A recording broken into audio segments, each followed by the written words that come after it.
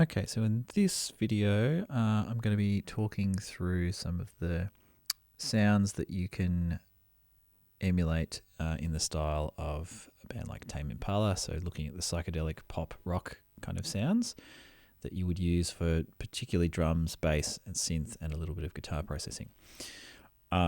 So as an example, I've got an excerpt of one of their songs, which is Eventually by Tame Impala.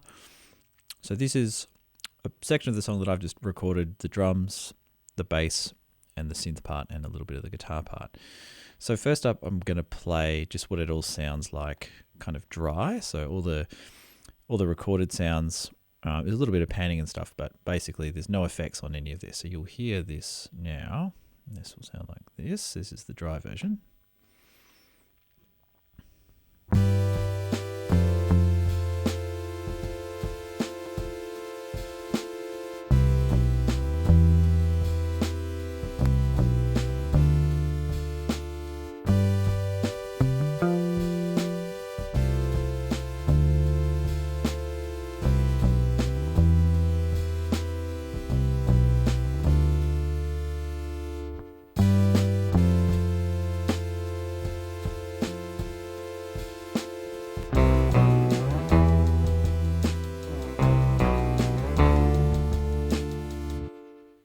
Okay, so as you can hear, fairly dry, fairly sort of lifeless in terms of the sounds.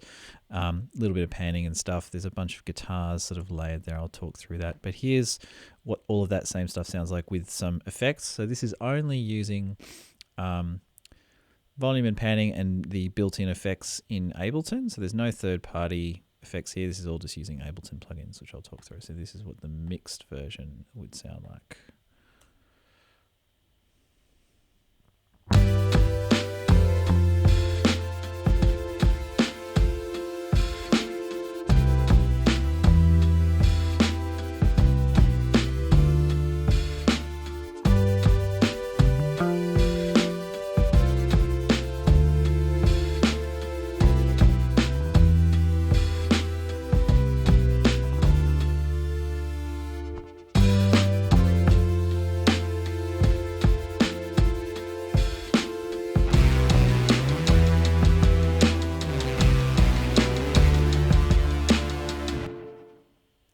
Cool. So as you can hear, there's a lot more processing going on, particularly with the drums and the guitars, and a little bit of synth kind of automation going on in some of the synth parameters. So what I've done, I'll start with looking at the drums, I guess. So here we have a drum recording. This is the drum track here. And this is all of the processing down the bottom that I've got on the drum track. So what do I do is I'll turn it off and perhaps sort of turn it back on one by one as it plays through, just soloing the drums. You can hear what each effect is doing. That's not actually really doing anything, that thing. Okay, so this is I'll solo the drum part.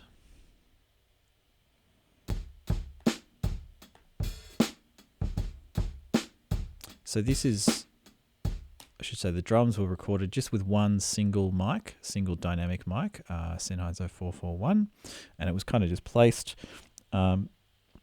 sort of equally between like the kick drum, floor tom, and snare, and sort of pointing towards the drum stool. So yeah, it's a good spot for if you've only got one mic. But as you can hear, that's no EQ or anything, and it sounds very much like it's recorded in a home studio because that's how it was done.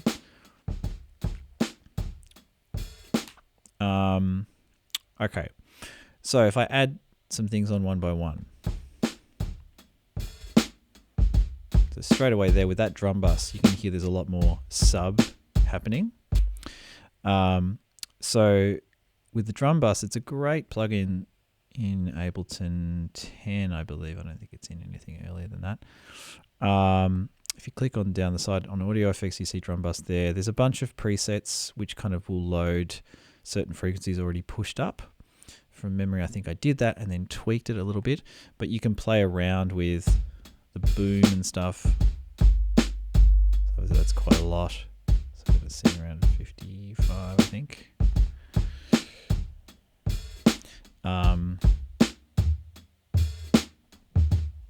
That frequency as well is to do with the boom. The transients is an interesting thing to play around with.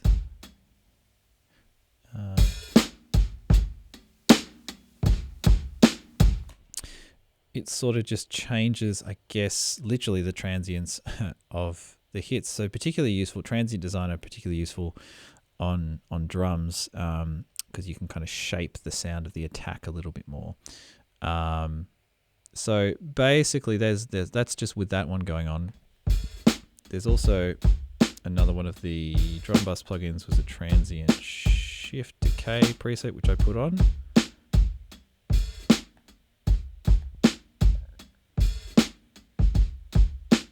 Now it's not doing a hell of a lot, but it's just giving it a little bit more life.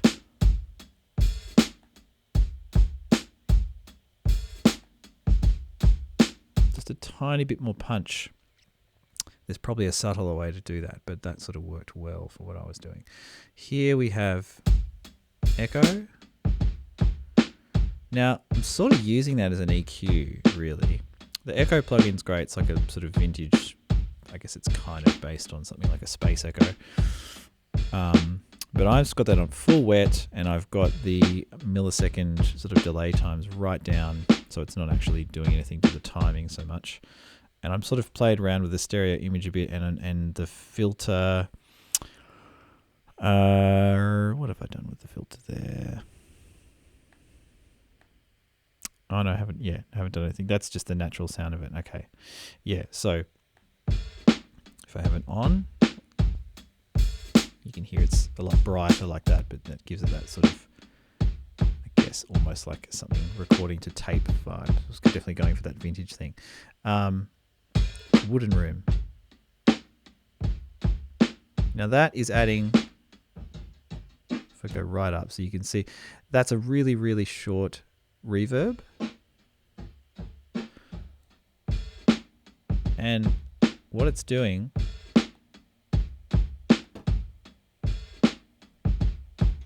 it's almost doing something similar to what the transient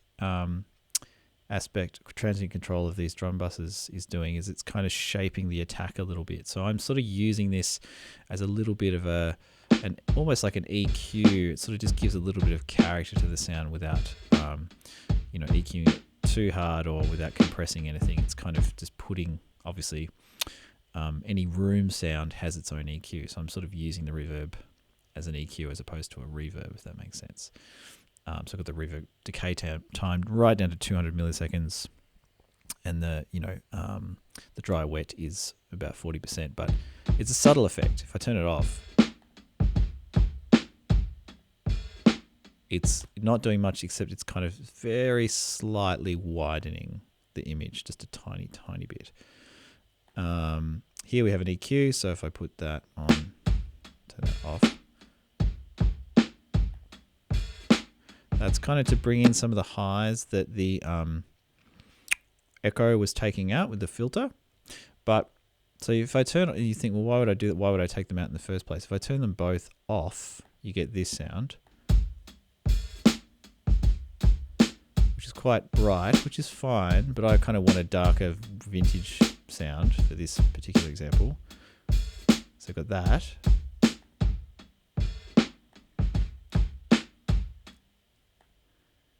And with the EQ, I'm able to sort of tweak, fine tune the high frequencies that I want in. So sometimes you'll find yourself doing that a lot when you're mixing something like this, is that you'll sort of take out some frequencies with one device and you'll put them in, or put them in a slightly different way, or put some slightly different ones back in with another. And that actually creates some sort of unique character rather than just sort of taking it all out or putting it all in with one EQ or device. The utility is actually not doing anything in this case. There's a glue compressor. That's probably doing quite a lot now. Yeah, so I've gone pretty slamming on that just because we're trying to get that drum sound. So yeah, fairly fast attack, slow release, smashed up the ratio to as high as it goes on the glue compressor. Threshold is, low enough to kind of catch everything basically. And the makeup gain is quite high. So without that, it's obviously a lot quieter and not as aggressive. Then lastly, another reverb, and this time I'm using this reverb as more of a reverb, very subtle. So you can hear a bit of space there. It's just a tiled room setting, and I've tweaked the decay time on and the dry wet. So that's the drums. Okay. If I look at the bass, I'll take off the effects. Not much going on the bass here, so I just recorded straight in. I actually kind of went into a bit of an EQ DI, but a very direct bass sound, as you can hear. On a neck pickup, it's a unique bass that I play. A P bass would be perfect for something like this, but this is quite a sort of 80s carven rock bass, if anyone wants to know, but it's a little bit obscure. So quite, warm. I played that. It sounds like I played it with a pick. I actually played it with my finger. My right hand fingers have fingernails on them, so it's equivalent to playing with a pick. Get a nice bit of attack. So if I put the EQ on, I've boosted the lows a bit. I've taken out some of the low mids, some of the sort of 100s, which sort of tend to woof in the bass a lot. And I've boosted some of the highs here at not very high, sort of high mids, I guess. So 1.4 just to give it a bit of more of a sound like it's going through an amp. Compressor. That's really just to smooth things out in terms of levels, warm it up a little bit. The echo is really a bit of character and a bit of wideness. You can hear a slight delay on the right side there, which is kind of going more than perhaps I need to. Often the bass isn't as affected as it's sometimes perceived in these things, but there you have it. For the synth, let's see what I've got here. Okay, so figured out the chords, programmed them in. Just using analog here, so I'm using both oscillators. I've got sawtooth and sine wave working together. The sine wave is slightly detuned by about 0.4 of a cent. Or is that? Yeah.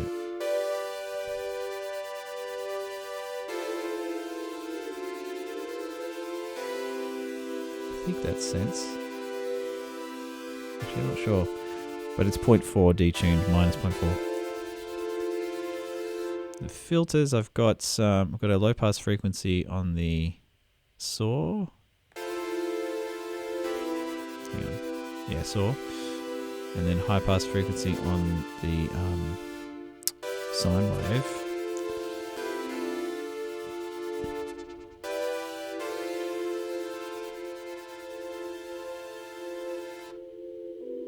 So you get that sound. So it kind of takes a few things out.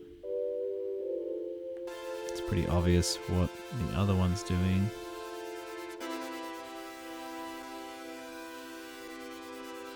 Filtering out just the very high frequencies. Then going back, a little bit of panning, and the LFO I have assigned to the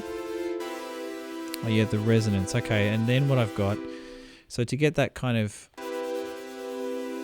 you hear the resonance, the LFO comes in and out.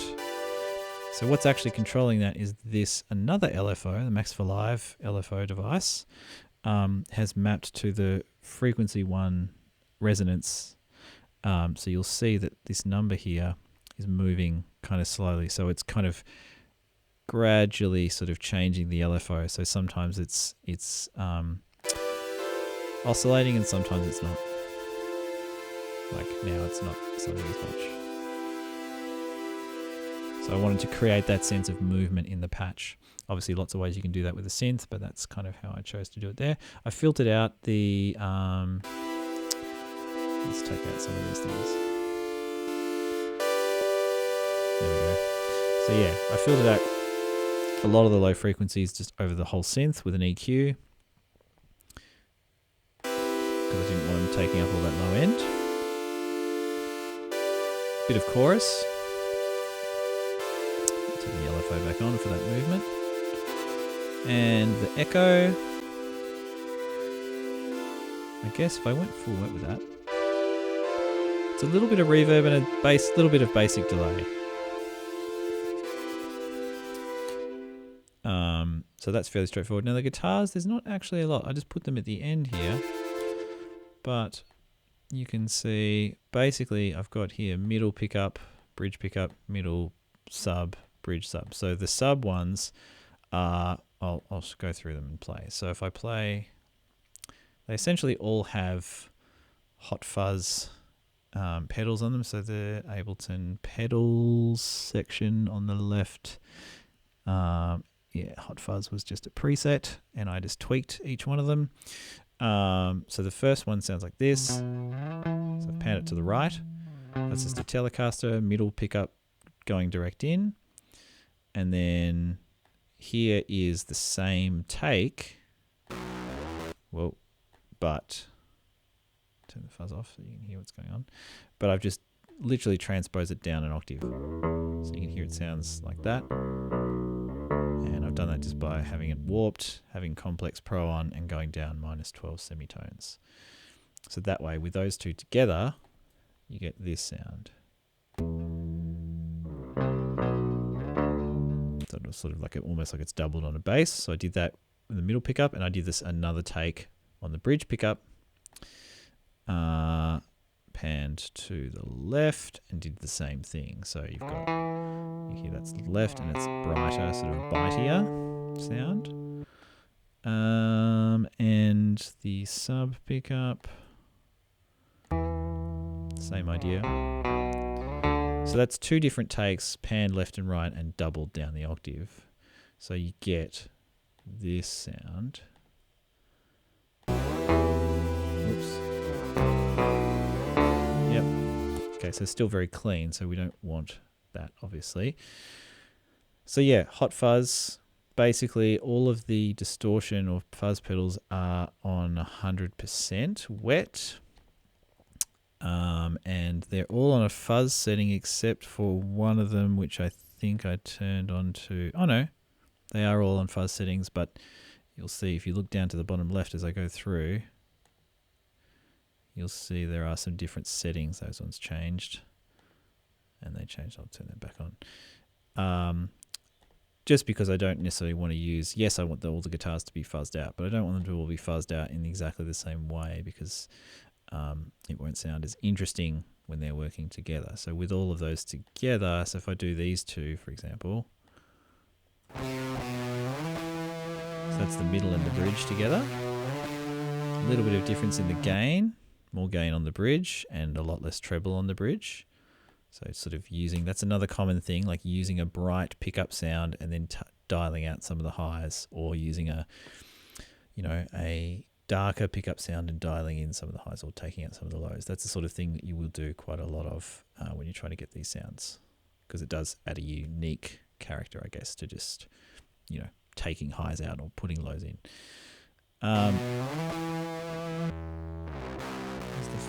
There's the subs as well. So if I put them all in, guitar-wise, you've got this.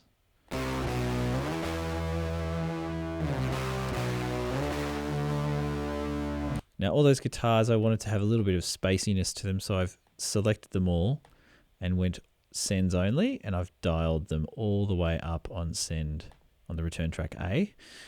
So they're actually all...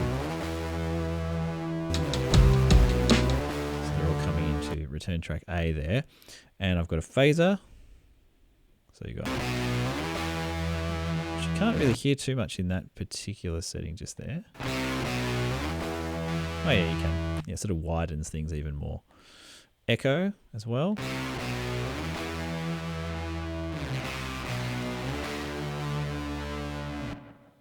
Bit of echo at the end and a little bit of sort of, you can hear a bit of space on that sound, and a compressor just to kind of keep things nice and even.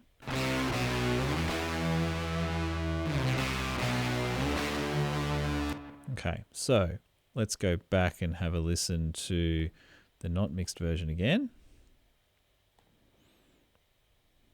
I'll flick between them. So here's the mixed.